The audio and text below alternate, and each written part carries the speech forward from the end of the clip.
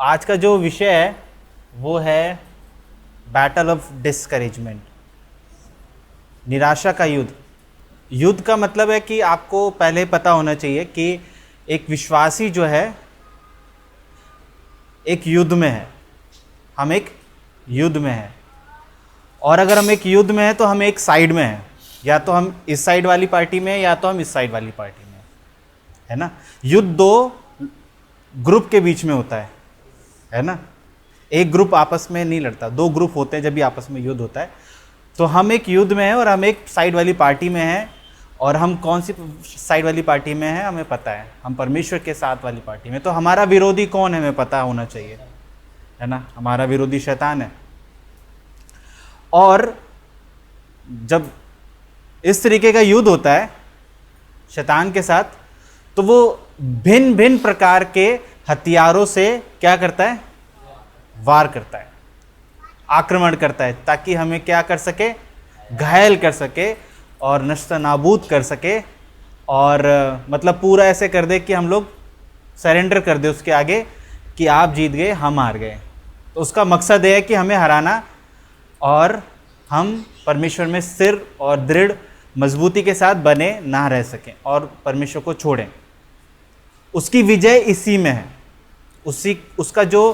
उसकी जो सफलता है इसी में है कि हम क्या करें, उसके आगे झुक जाएं। और उसके बहुत सारे हथियार हैं, उसमें से एक महत्वपूर्ण हथियार है डिस्करेजमेंट। क्या है? निराशा। और ये एक ऐसा हथियार है,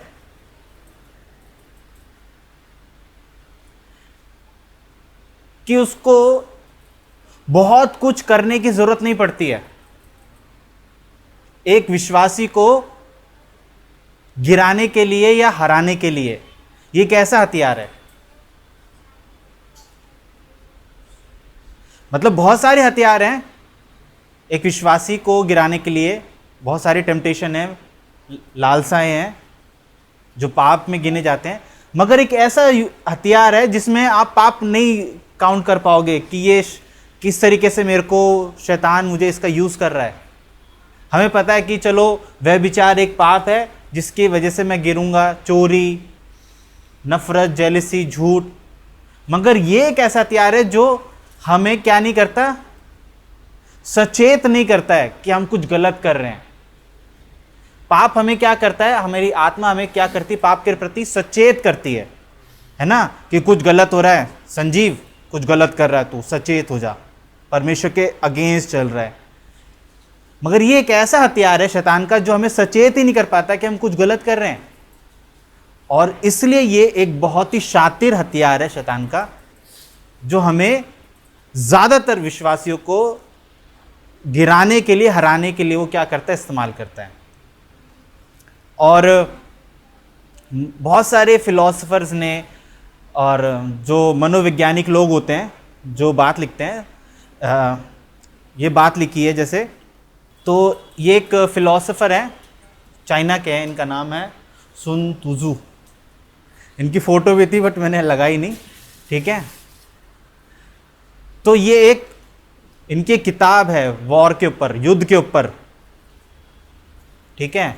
तो उन्होंने बहुत अच्छी लाइन बोली है, हिंदी में मैंने लिखी है, किसी को अपने शत्रु को नष्ट करने की आवश्यकता नहीं है।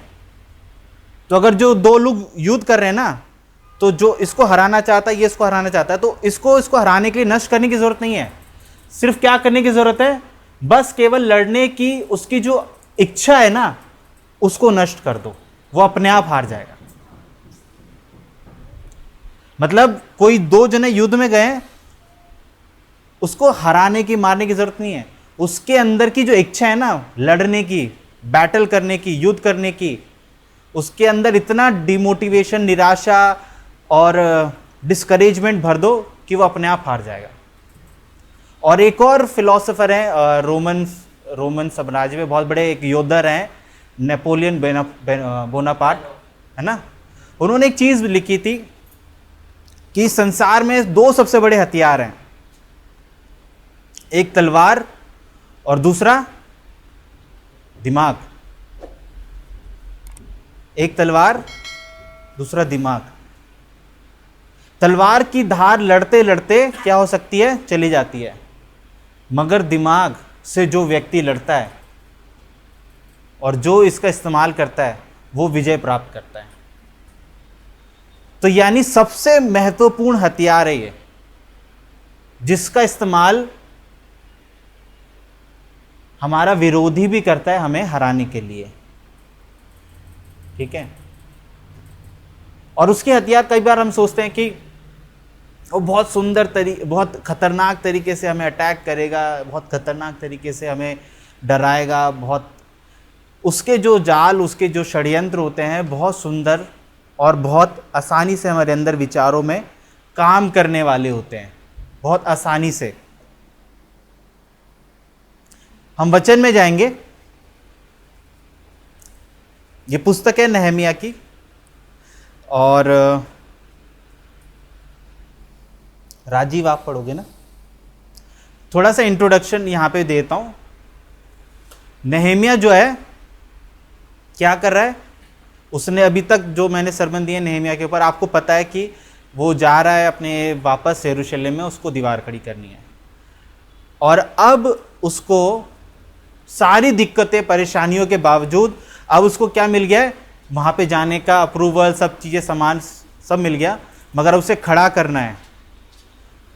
तो शैतान विरोधी, आप ये लोग याद रखना, जब भी कोई विश्वासी परमेश्वर के लिए कोई कार्य करने जा रहा है या वो अपने जीवन में आत्मिक रीति से बढ़ना चाह रहा है, आपका विरोधी कभी नहीं चाहेगा कि आप आसानी से उसमें सफलता प्राप्त करें। मतलब वो बैठा रहेगा और आप करते रहोगे और आप सफलता प्राप्त कर लोगे, ऐसा कभी नहीं होने वाला है। ऐसा कभी नहीं होने वाला है कि आप कुछ परमेश्वर के लिए करना चाह रहे हो, आप एफर्ट्स करने चाह रहे हो, चाहे वो आपके आत्मिक जीवन के लिए है, चाहे परमेश्वर के राज्य के लिए आप कुछ करना चाह रहे हो, और आपका जो विरोधी वो बैक सीट पे बैठा रहेगा आराम से चेयर लेके, और आप करते रहोगे, उसको सबसे ज्यादा तकलीफ होने वाली है। और आपका असली संघर्ष तभी शुरू होने वाला है। और हमने कैंप में बोला था कि 4 दिन आपके खिलाने के हैं, असली संघर्ष यहां से जाने के बाद आपका आत्मिक जीवन में शुरू होगा, कि जब आप परमेश्वर के साथ चलोगे और आपका विरोधी आप पे क्या करेगा, खींचेगा आपको। ठीक है, तो सेम नहमिया के साथ है, पढ़ेंगे 2:10। यह सुनकर कि एक मनुष्य इस्राएलियों के कल्याण का उपाय करने को आया है, उन्होंने संबल्लत और तोबिया नामक कर्मचारी जो अम्मोनी था, उन दोनों को बहुत बुरा लगा। तो यहाँ पे 2 लोग हैं, संबलत और तोबिया। ठीक है, ये वहां पे रहने वाले लोग हैं। ठीक है, और ये यहूदी लोग नहीं हैं, बट ये आसपास रहते हैं। और यहां पे गौर करने वाली चीज क्या है, जब ये उन्हें पता चला, उन दोनों व्यक्तियों को पता चला कि नहमिया आया है क्या करने के लिए, इजराइलियों का वेलफेयर। वेलफेयर का मतलब है कि कल्याण, किसी की भलाई, है ना। जैसे मैंने कहा कि जब आप निश्चित करते हैं, निर्णय लेते हैं कि कुछ अच्छा करना है परमेश्वर के राज्य में, और एक अच्छा काम है, नहमिया अच्छा काम कर रहा है, नहमिया एक अच्छा काम कर रहा है। हम लोग भी कई बार डिसाइड करते हैं कि मैं परमेश्वर में बढ़ूंगा, मैं ये चीज़ें काटूंगा अपने जीवन से जो अच्छी नहीं है, जो मैं सीख रहा हूँ बाइबल स्टडी में, अपने चर्च में, कि मैं प्रार्थना में समय बिताऊंगा, बाइबल को अच्छे से पढ़ूंगा, फेलोशिप में अच्छे से रहूँगा, और जो गलत चीज़ें, गलत आदतें काटूंगा। तो ये क्या है, ये अच्छी चीज़ है या गलत चीज़ है? ये अच्छी चीज़ें हैं। इसमें आप परमेश्वर के राज्य में कुछ जोड़ रहे हो, कुछ बना रहे हो, अपने आत्मिक जीवन में कुछ बना रहे हो, और ये एक वेलफेयर है, ये कल्याण की बात है। तो जब कल्याण की बात हुई तो क्या हुआ, उन लोगों को, उन दोनों को बहुत बुरा लगा। क्या हुआ, उन दोनों को बहुत बुरा लगा, और दे वर डिस्टर्ब, वो डिस्टर्ब हो गए, उनका मन अशांत हो गया। ये वही परिस्थिति है जब मैं बोल रहा हूं कि जब आप परमेश्वर के राज्य में बढ़ना चाहते हैं या परमेश्वर के लिए कुछ करना चाहते हैं, मसीह भाई बहन कभी भी ऐसा नहीं हो सकता कि परमेश्वर के लिए आगे बढ़ेंगे और सताव का क्या नहीं करेंगे, सामना नहीं करेंगे। बाइबल कभी भी एक तरफा नहीं लिखती है कि आप सिर्फ बाइबल में पढ़ेंगे और सिर्फ ये पाएंगे कि प्रोस्पेरिटी प्रोस्पेरिटी प्रोस्पेरिटी, कल्याण कल्याण कल्याण। बाइबल दोनों पक्षों को बताती है, सताव को भी बताती है।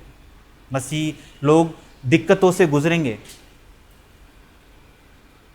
और यहां पे भी वही चीज है कि वो लोग, उनके विरोधी क्या हो गए, बहुत ज्यादा उन्हें बुरा लगा, बहुत बुरा लगा।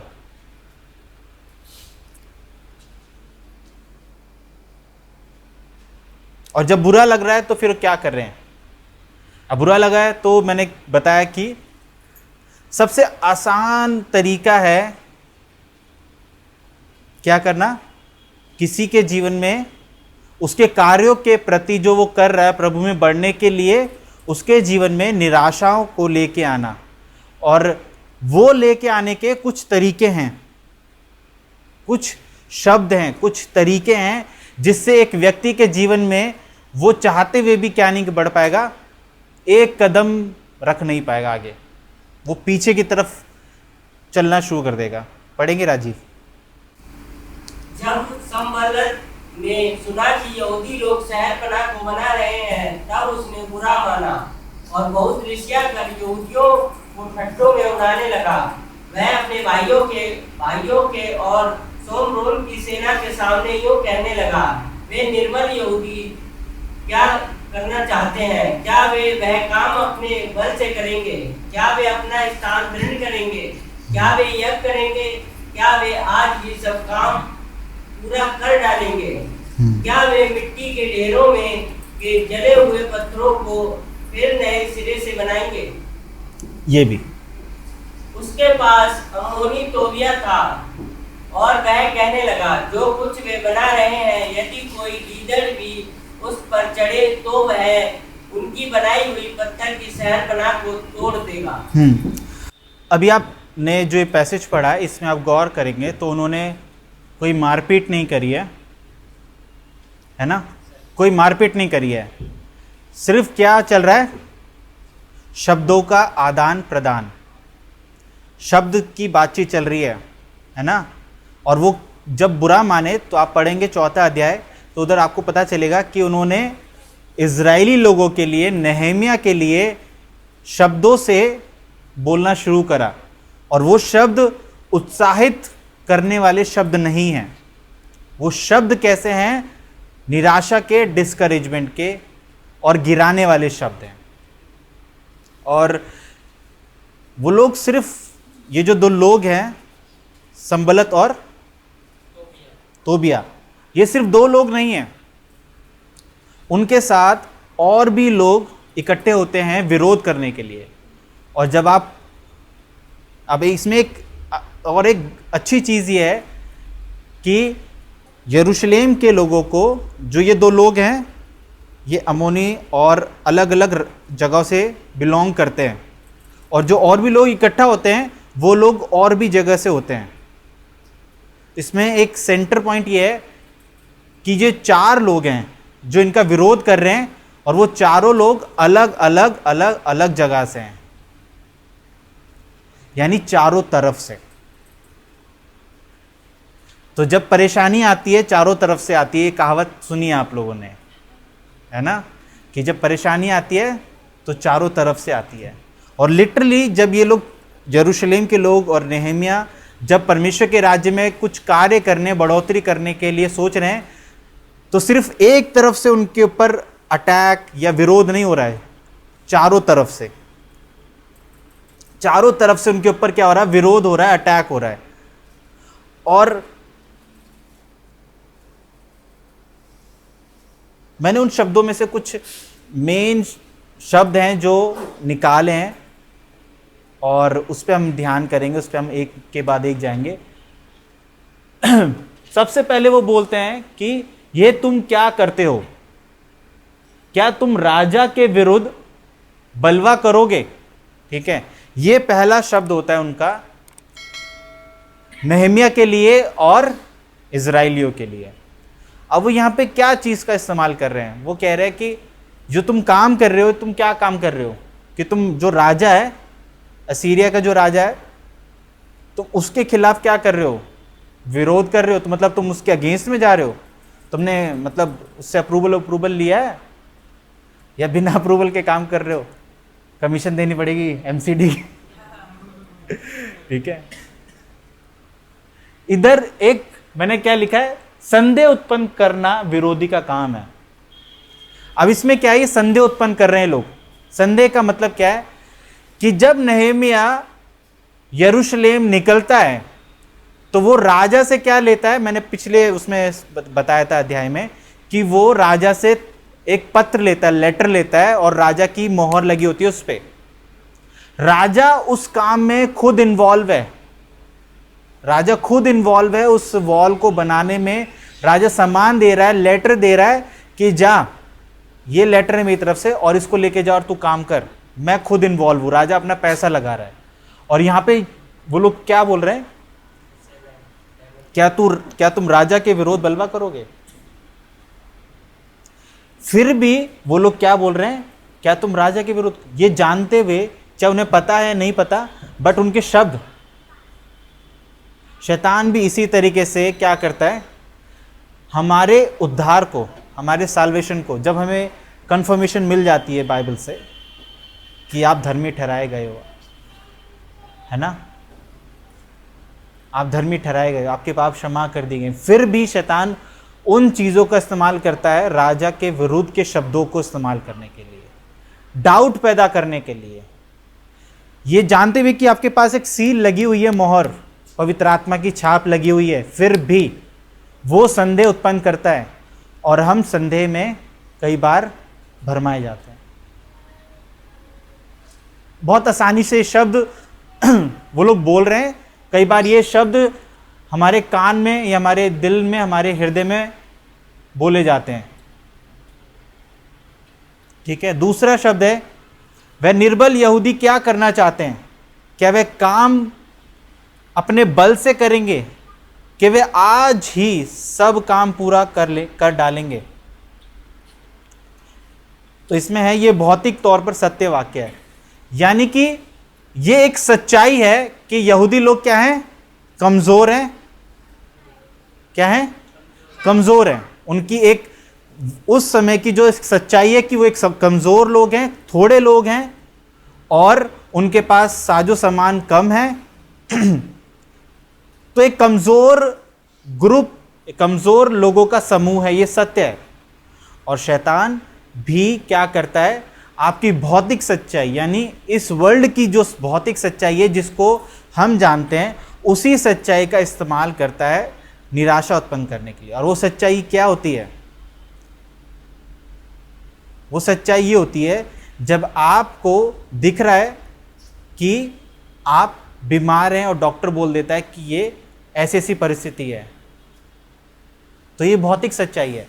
इधर नहीं कहा जा रहा है कि आप डॉक्टर की बात पे विश्वास ना करें, मगर उधर शैतान के जो षड्यंत्र उसको समझें कि वो चाहता है कि आप भौतिक सच्चाई पे ही विश्वास करें, परमेश्वर पे विश्वास ना करें। यानी आपकी वर्ल्डली जो ट्रुथ है, जो वर्ल्डली सच्चाई है, आप उस पर निर्भर करें।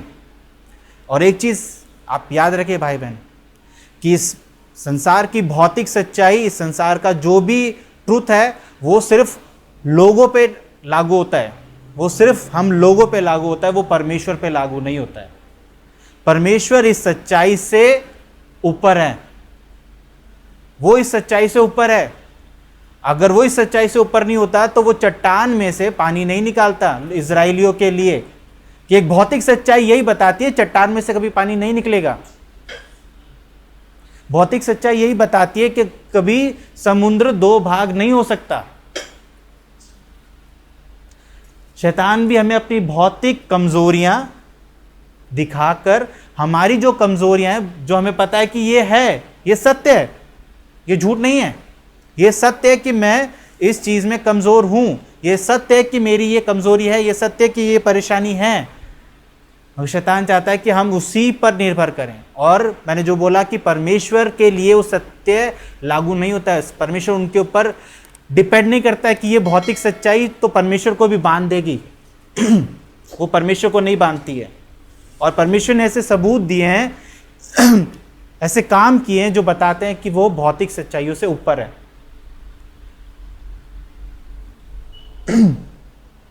और शैतान भी यही यूज करता है।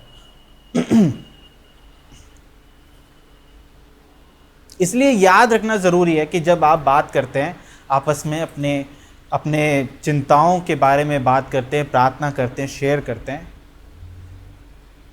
तो याद रखें कि ये सब चीज़ें परमेश्वर के हाथ में है।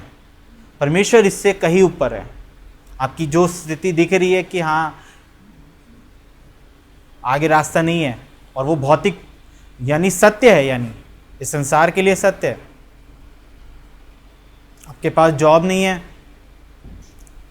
आप मच क्वालिफाइड नहीं है, तो ये सत्य है कि आपके पास जॉब नहीं है। और इस संसार की ज्ञान, इस संसार की सच्चाई यही बोलेगी कि आप इतने मच क्वालिफाइड नहीं है तो आपका कुछ नहीं हो सकता। मगर ये सिर्फ किस पे लागू होता है? इस संसार के लोगों पे। ये लागू नहीं होता है परमेश्वर पर, याद रखें। और ये एक ट्रैप है, ये एक तरीके का षड्यंत्र है जो विरोधी इस्तेमाल करता है हमारी ही सच्चाई को हमें ही गिराने के लिए इस्तेमाल करके। और एक और वो चीज बोलते हैं, क्या वे यज्ञ करेंगे? तो उनका कहने का मतलब है कि परमेश्वर क्या उनकी मदद करेगा? नहीं करेगा। इतने सालों से वो लोग गुलामी में ये कहना चाहते हैं कि तुम लोग प्रार्थनाएं भी कर लो, तुम लोग प्रार्थनाएं कर लो, गिड़गिड़ाओ, बट परमेश्वर नहीं सुनेगा। अगर सुनता तो इतने साल से तुम लोग गुलामी में थे, इतने समय से ये तुम्हारी जो हालत है, बंजर पड़ा है तुम्हारा देश, तुम लोग बदहाली में हो। सुनेगा परमेश्वर? नहीं सुनेगा। ये शब्द भी एक विरोधी के हैं। और ये याद रखें, ये सारे शब्द निराशाओं के हैं।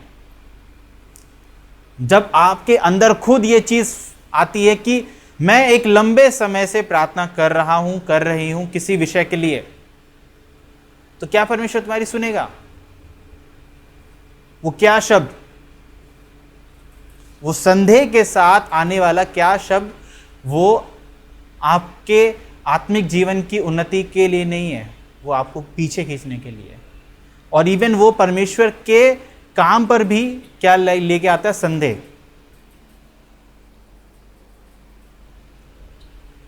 दो और पॉइंट है जो बोलते हैं, एक बार पढ़ना राजीव। क्या वे मिट्टी के ढेरों में के जले हुए पत्थरों को फिर नए सिरे से बनाएंगे? तो ये एक पास्ट है उनका। क्या है? ये उनका एक अतीत है इजराइलियों का, कि जब उनके ऊपर कब्जा किया गया था तो उनके राज्य को जला दिया गया, तो यरूशलेम को जला दिया गया था, पूरा बर्बाद कर दिया गया था। और जो घर थे, जो शहर पनाह थी, दीवार थी, वो जला दी गई थी और वो सच में राख हो गए थे। जो शहर पनाह थी उसके पत्थर जो थे राख हो गए थे। और जब नहमिया, एजरा वापस आते हैं तो उसको दोबारा से बनाना शुरू करते हैं। और वो किसके ऊपर बना रहे? वहां पे लिखा है कि जब नहमिया दीवार बनाता है तो जो बुजुर्ग लोग हैं, जो दाऊद, सुलेमान के ज़माने से हैं, जो सुनते आ रहे हैं कि सुलेमान ने कितना वैभव और कितना महान मंदिर बनाया था, तो उनके दिल में दुख होता है। उनके दिल में दुख होता है कि हमने देखा है, हमने सुना है कि किस तरीके से ये सुलेमान ने परमेश्वर का मंदिर बनाया था और ये राज्य बनाया था। आज ये बन रहा है, खुशी है, उससे ज़्यादा दुख है क्योंकि उस कंपैरिजन में कमज़ोर बन रहा है। क्या बन रहा है? कमज़ोर बन रहा है। उतना मजबूती नहीं है, उतनी मजबूती नहीं है। जो नींव दी जा रही है, नींव बहुत इंपॉर्टेंट है। जो नींव दी जा रही है उन्हीं पत्थरों के ऊपर दी जा रही है। ये याद रखें आप। नींव दी जा रही है, जो दीवार की जो नींव दी जा रही है वो उन्हीं पत्थरों के ऊपर दी जा रही है जो कमजोर और जले और राख के समान है। और इधर वो लिखते हैं, क्या वे मिट्टी के ढेरों में जले हुए पत्थरों को फिर नए सिरे से बनाएंगे? यानी मिट्टी के ढेर हो गए हैं वो पत्थर। मिट्टी समझते हो आप कि अब एक पत्थर को आप मिट्टी नहीं कह सकते, वो कठोर होता है, बट वो पत्थर इतने जल गए थे कि वो मिट्टी की तरह बन गए। और वो कह रहे हैं कि आप मिट्टी के ढेरों के जले हुए पत्थरों के ऊपर क्या करोगे? आप फिर से बनाओगे। वो अतीत को याद दिला रहे हैं, वो उनके अतीत को याद दिला रहे हैं, वो उनकी कमजोरी को याद दिला रहे हैं, वो उनकी असफलताओं से भरा हुआ अतीत याद दिला रहे हैं। और ये एक बहुत बहुत ज्यादा इस्तेमाल होने वाला एक शब्द है जो हर एक विश्वासी के जीवन में विरोधी इस्तेमाल करता है। वो उनके अतीत के जो जले हुए पत्थर हैं, ठीक है, हमारे अतीत के जले हुए पत्थरों को शैतान हमें याद दिलाता है। और वो याद दिलाता है, तुम ये थे तो तुम ये कैसे कर लोगे? तुम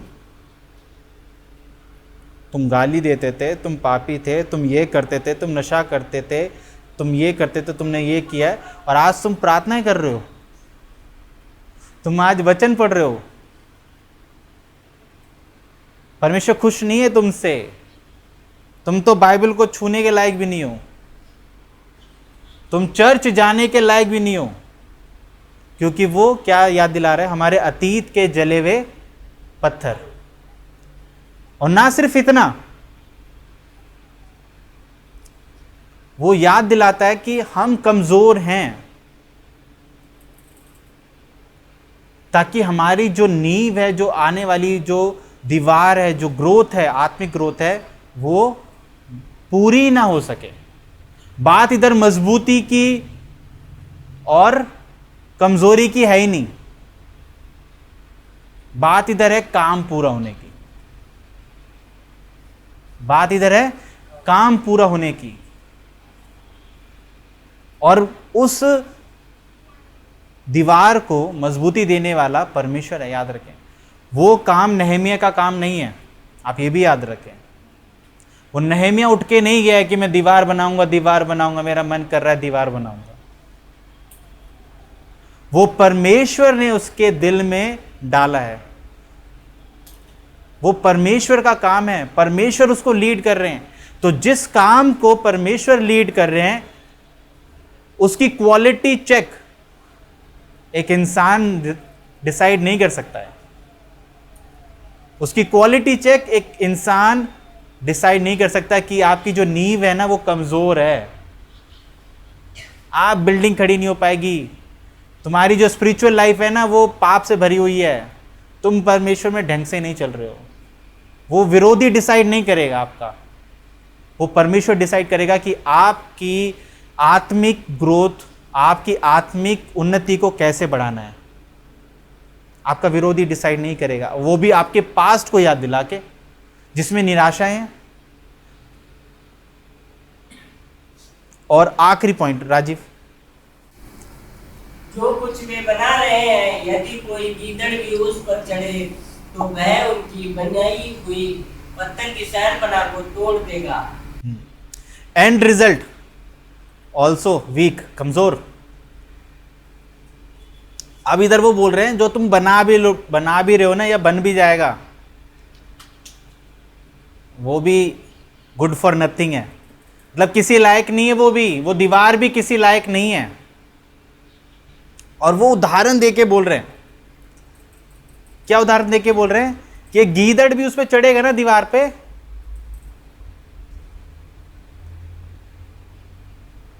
तो वो शहरपनाह तोड़ देगा, टूट जाएगी। गीदड़ भी बहुत हैवी जानवर नहीं होता है, हल्का फुल्का कुत्ते के समान। हाँ, तो एक ये मान के चलो कि वो कहना है कि आप जो एक बिल्डिंग, ये जो दीवार बना रहे हो, वो इतनी कमजोर है कि बना लो, ये इतनी कमजोर है ना कि इस पे एक कुत्ता भी चढ़ जाएगा तो टूट जाएगी। ये आखिरी शब्द है उनके, जो उनके दिमाग में, उनके जीवन में, उनके कार्यों को रोकने के लिए डाल रहे हैं कि आप जितना मर्जी एफर्ट कर लो, आप कितनी मर्जी मेहनत कर लो परमेश्वर में बढ़ने के लिए, हाथ आपके कुछ नहीं लगेगा, यूं गिरा देंगे आपको, यूं गिर जाओगे आप फटाफट से। एक गीदड़ ही गिरा देगा। यानी कहने का मतलब है कि आप इतने कमजोर हो कि आप फूंक से उड़ जाओगे। और ये संदेह है आपके एंड रिजल्ट, यानी आपके जो उद्धार है परमेश्वर के साथ, आपका जो मेहनत है, आपको जो प्रभु के साथ जो एक ताज मिलने वाला है, उस पे भी संदेह उत्पन्न करने वाली बात है। आपकी मेहनत, आपकी जो आपकी जो परिश्रम है प्रभु में बढ़ने के लिए आप जो कर रहे हो, वो सब में जो आपका आखिरी एंड रिजल्ट क्या होता है कि एक मजबूत दीवार होगी, और या मैं प्रभु में अच्छे से बढ़ूंगा ताकि मैं प्रभु में अच्छे से क्या कर सकूं, प्रभु के साथ चल सकूं, मैं प्रभु के साथ चल सकूं, मैं दाऊद के समान परमेश्वर के साथ चल सकूं, ताकि जैसे दाऊद परमेश्वर के साथ चलता था और दाऊद परमेश्वर के दिल के करीब था, तो मैं भी वैसे वैसे चल सकूं। ये एंड रिजल्ट है हमारा कि हम परमेश्वर की दृष्टि में क्या हो, ग्रहण योग्य हो। और शैतान कहता है कि तुम जितनी मेहनत कर लो, तुम उस जो तुम्हारा जो एंड रिजल्ट है ना, वो भी क्या है, असफलता और फेलियर के साथ है।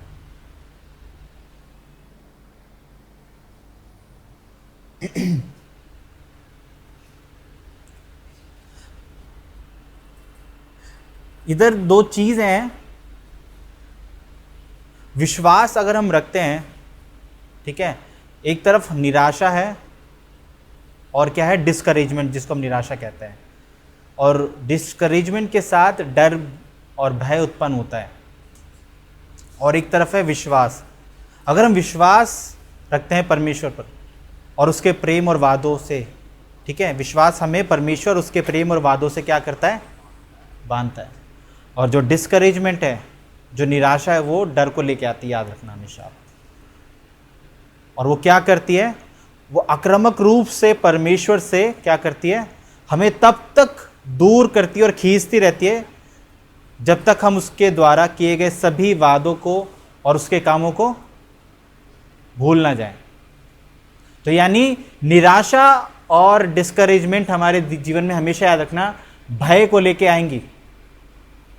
डिस्करेजमेंट के साथ भय जरूर आएगा, आप भय करेंगे हर चीज़ों से। आपके जीवन में अगर डिस्करेजमेंट है तो आप डरेंगे। और भय और विश्वास एक साथ दोनों चीज़ें नहीं बनी रह सकती।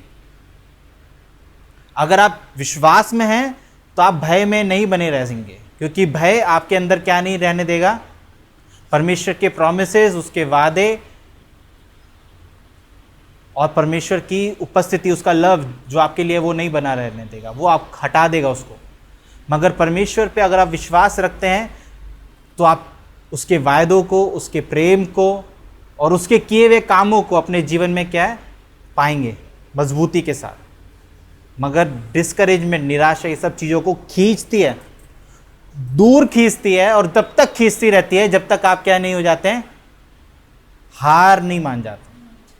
जब तक आप नहीं पूरा हार नहीं मान जाएंगे, जब तक पूरी तरीके से घुटनों पे नहीं आ जाएंगे, बिल्कुल लेट नहीं जाएंगे उसके सामने, वो जब तक आपको दबाती रहेगी, दबाती रहेगी, दबाती रहेगी। और इसी तरीके के शब्द आपकी भौतिक सच्चाई, आपके जीवन का काम, निराशाएं, आपका अतीत, आपके काम में कमजोरियां, परमेश्वर के साथ चलने में, वो सब चीजें विरोधी आपको याद दिलाता रहेगा।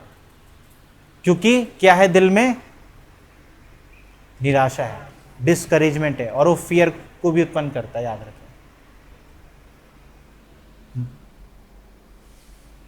अब एक सवाल है, हमें पता चल गया कि विरोधी का क्या काम है, हमें निराशा के द्वारा गिराना, तो अब हम क्या करें? इतना जानना काफी नहीं है, मतलब ये एक चीज है जो हमें पता चल गई कि उसके ये हथियार हैं। अब मैंने जो पहले बोला था, आप जब युद्ध में हैं, आप सब युद्ध में, याद रखें, ठीक है। युद्ध का मतलब हमेशा तो तलवार बंदूक नहीं है। हम में से हर एक विश्वासी युद्ध में है। तो आप आपको पता चल गया सामने वाले पार्टी के प्लानिंग, उसकी षड्यंत्र, उसका प्लानिंग क्या है। तो आप इतने भर जानने से जीत जाओगे, आप उसकी प्लानिंग जानने से जीत जाओगे। आपको भी तो कुछ करना है ना। इफिसियों 6:12 वो इस तरीके से बताता है राजीव। क्योंकि हमारा यह बलियुद्ध लहू और मांस से नहीं, परंतु प्रधानों से और अधिकारियों से और इस संसार के अंधकार के हाकिमों से और उस दुष्टता की आत्मिक सेनाओं से है जो आकाश में है। हाँ, तो जैसे मैं इतनी बार बोल चुका हूं कि हम में से हर एक विश्वासी किस में है? युद्ध में है। आप याद रखें, अपने कानों को और अपने हृदय को सचेत रखें। धीरे या सुस्त या सोने वाला ना बने, ठीक है। आत्मिक रूप से, आत्मिक रूप से, क्योंकि विरोधी के साथ हमारा मलयुद्ध है। और वो युद्ध जो है वो लहू का नहीं है, वो मांस का नहीं है, और वो किसी इंसान से नहीं है। वो अंधकार के हाकिमों से है, दुष्टता की सेनाओं से है। आप सबका युद्ध अंधकार के हाकिमों से और दुष्ट की सेनाओं से है, याद रखें। आपका विरोधी कौन है ये याद रखें। मैं उसको ज्यादा ताकतवर नहीं बता रहा हूं, बट आप अपने आप को भी क्या ना करें, सुस्त और लेजी ना करें कि आप हल्के में हो जाएं और उसके हथियारों से क्या ना कर सकें, सचेत ना रह सकें। ये इफिसियों 6:12 से लेकर आगे तक है, तो मैं आप पूरा आगे नहीं डाला, मगर मेन है ये चीज। जब इफिसियों 6:12 पढ़ोगे तो उधर क्या दिए हुए हैं? हमारे युद्ध के बारे में बताया गया है कि विश्वासी एक युद्ध में है और उसको भी तैयार होना है, और कुछ हथियार हैं जो से लेने हैं। कुछ हथियार है जो से क्या करने, लेने हैं। और उसमें से पहले है सत्य से अपनी कमर कसकर।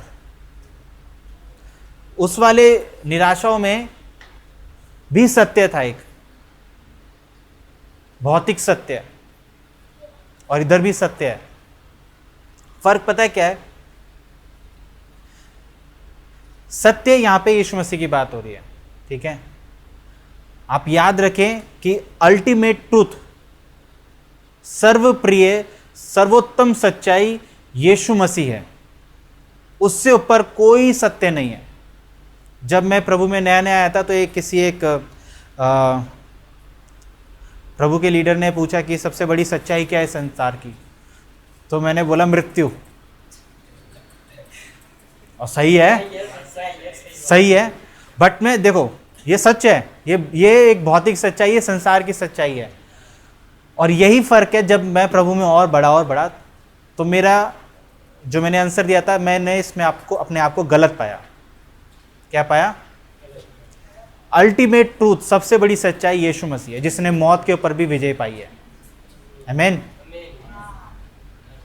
तो इसलिए आप कभी नहीं बोल सकते कि ये सच्चाई जो संसार की है वो प्रभु यीशु मसीह परमेश्वर के ऊपर भी लागू होती है। वो ही सबसे ऊपर है। उसने मृत्यु पे जो जीवन पाया, उसने साबित कर दिया कि ये सिर्फ कहां तक सीमित है, इस संसार तक, वो परमेश्वर के ऊपर लागू नहीं होती है। और मैंने वो उस दिन पाया कि अल्टीमेट ट्रूथ यीशु मसीह है।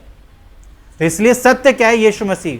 और वहां पे भी एक सत्य था जो हमें दिखाता है क्या, कि आप कितने कमजोर हो, कि परमेश्वर कुछ नहीं कर सकता। और यहां पे है धार्मिकता की झिलम पहनकर। वहां पे भी आपकी धार्मिकता को, आपके बचाए जाने को क्या शैतान क्या कर रहा था? झूठा ठहरा रहा था। तो याद रखिए अपनी धार्मिकता को। जब वहां पे वो संदेह उत्पन्न कर रहा था, किसके? राजा के लेटर के ऊपर। किसके ऊपर? राजा की मोहर के ऊपर संदेह उत्पन्न कर रहा था। और यहां पे भी हम धार्मिक ठहराए गए हैं। याद रखिए अपनी धार्मिकता को, और कभी उसको झूठी शैतान की बातों से या उसके विरोध के बातों से कभी उस धार्मिकता को क्या ना होने दें? शेड ना होने दें, धुंधला ना होने दें। इसलिए धार्मिकता की झिलम बहुत जरूरी है। और पावों में मेल के सुसमाचार। नेहमिया का एक कैरेक्टर था, जब जब उसने क्या करा है, एक लीडर की तरह, जब जब विरोधियों ने अटैक किया तो उसने क्या करा? एक लीडर की तरह सारे लोगों को इकट्ठा किया। क्या किया? क्योंकि उसको पता है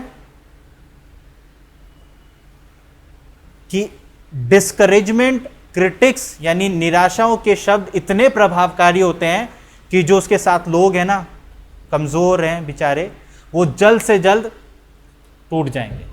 इसलिए एक लीडर जिसको पता है परमेश्वर की सच्चाई के बारे में, उसने फटाफट से दोबारा को सबको इकट्ठा किया और परमेश्वर के वायदे, परमेश्वर के कामों को याद दिलाकर उनको दोबारा से ताकत दी है। तो उसका काम क्या है? पावों में मेल के सुसमाचार, यानी हमारे अंदर हम सब, परमेश्वर हम सबको एक लीडर बनाता है आत्मिक रूप से, कि हम एक दूसरे को क्या कर सकते, जो कमजोर है उनको उठाएं, ना कि हम उनको क्या करें और ज्यादा निराशाओं के शब्द। याद रखें, संसार के सच्चाई कभी भी हावी ना होने दें भाई बहनों। संसार की सच्चाई हमेशा है, वो बनी रहेगी, मगर हमारे मुंह के शब्दों से वो सच्चाई नहीं निकलनी चाहिए जो संसार की है, वो सच्चाई निकलनी चाहिए जो परमेश्वर की है। हमारा काम एक दूसरे को उठाना है। और विश्वास की ढाल, ढाल का सबसे ज्यादा बड़ा काम क्या होता है? प्रोटेक्ट करना। और शायद दीदी ने भी एक सरमन में ढाल के बारे में बताया था कि ढाल इतनी बड़ी होनी चाहिए कि वो आपके यहाँ तक के एरिया को कवर करे, जो मेन ऑर्गन्स होते हैं, और यानी गुर्दे, दिल, फेफड़े, किडनी विडनी सब इस वाले एरिया में होती है। और सबसे इंपॉर्टेंट पार्ट क्या होता है शरीर का? यही होता है। इधर के लिए हेलमेट है आगे, ठीक है, बट उसके अलावा ये बहुत इंपॉर्टेंट एरिया होता है। तो जो शील्ड का काम होता है, ढाल का काम होता है इतने बॉडी को बचाना। और विश्वास का भी वही काम होता है, हमारे सबसे कमजोर चीजों को, सबसे कमजोर जो हमारे ऑर्गन्स हैं उनको बचाना। कहने का मतलब है कि हम अंदर से कमजोर हैं, मगर विश्वास क्या करता है? फेथ क्या करता है? फेथ बनाए रखता है परमेश्वर के लव को, उसके कामों को और उसके प्रॉमिसेस को आपके जीवन में। और उद्धार का टोप। और इधर एक है आत्मा की तलवार। इस समय आत्मा की तलवार, उसके बाद एक प्रार्थना है। इन सब चीजों में आप गौर करेंगे तो 5-6 हथियार हैं, 5-6 सॉरी वो हैं ड्रेस में, कोड्स हैं। इनमें से एक ही चीज है जो अटैक करने के लिए होती है, बाकी सब चीजें क्या है? बचाने के लिए, प्रोटेक्ट करने के लिए है। तो मसीह जीवन में ज्यादा से ज्यादा बचें।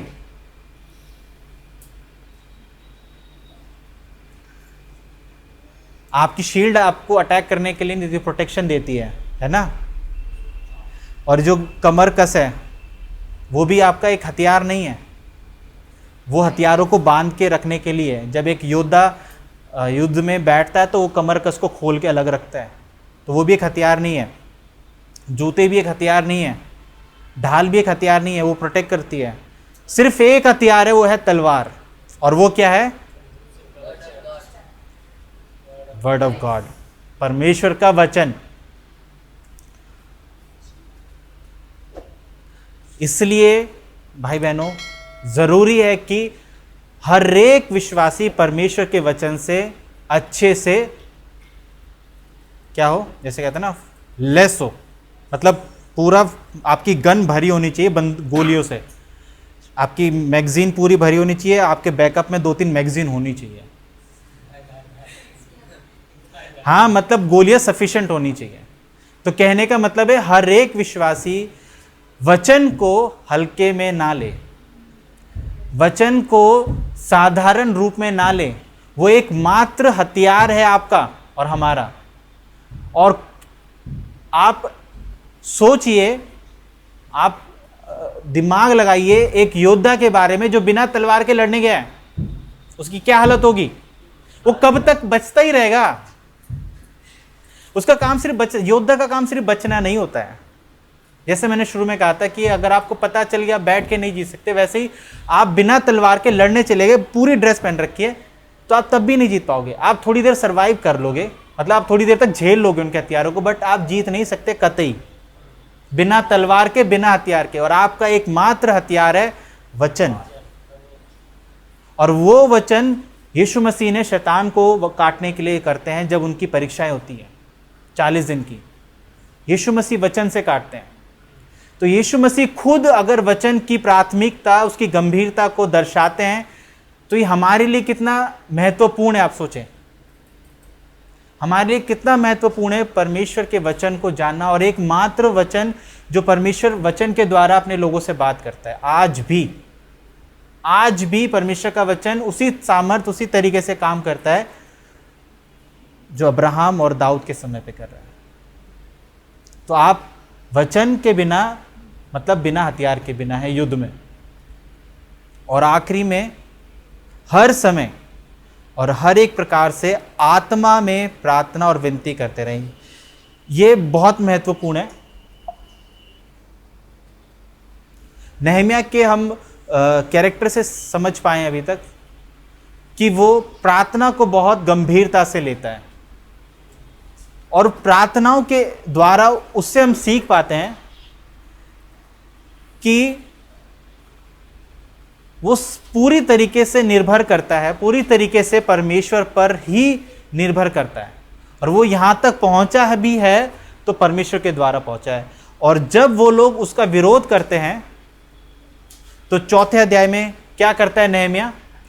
यहां पे पढ़ने से पहले आप ध्यान दें कि नहम्याह का हमेशा परेशानियों के तुरंत बाद उसका सबसे पहला एक्शन होता है प्रार्थना।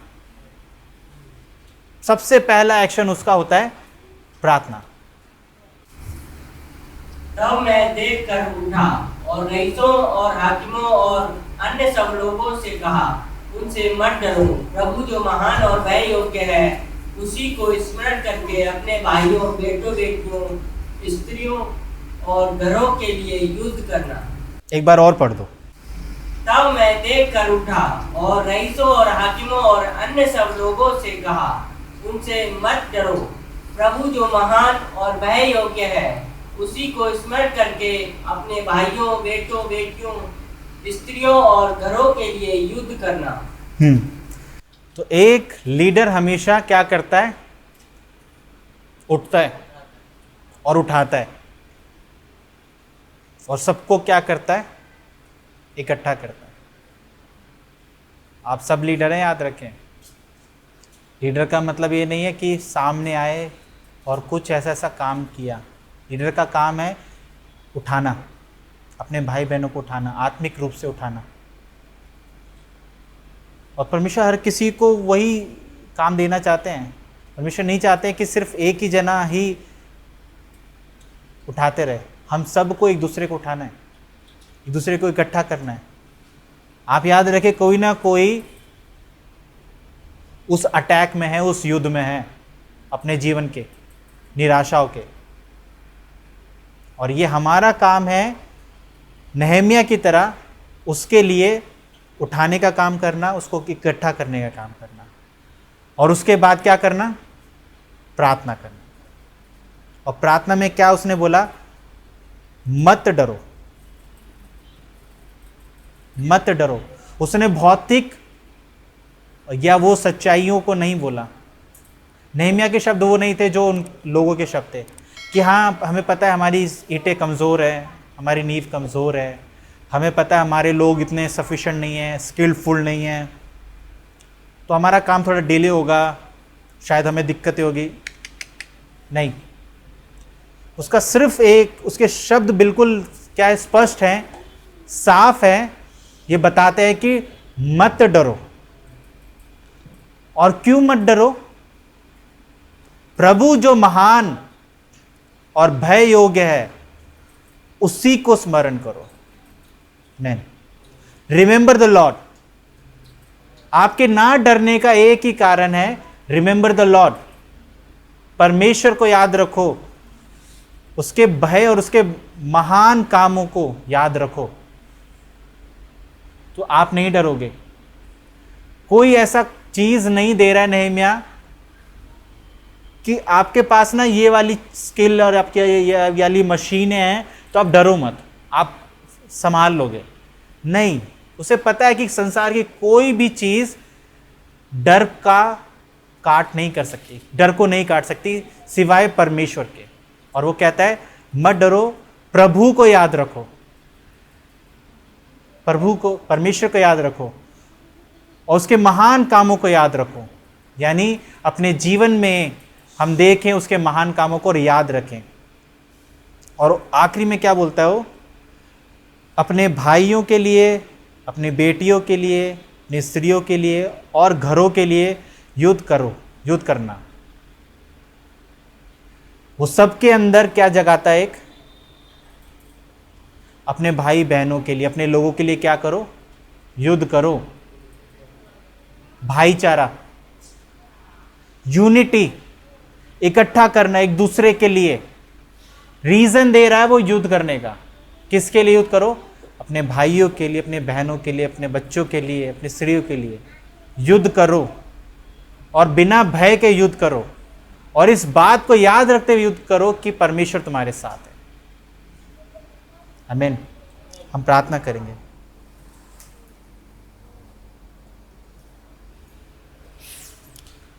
प्रभु यीशु मसीह, मैं धन्यवाद करता हूँ आपके इस वचन के लिए। सच में प्रभु आप महान हैं। हम कमज़ोर हैं प्रभु, मगर हम याद रखते हैं प्रभु तेरे कामों को। हम याद रखते हैं प्रभु कि तू महान है प्रभु, हम कमज़ोर हैं प्रभु। और उन शब्दों को काटेंगे प्रभु तेरी आत्मा और तेरे वचन के द्वारा। परमेश्वर,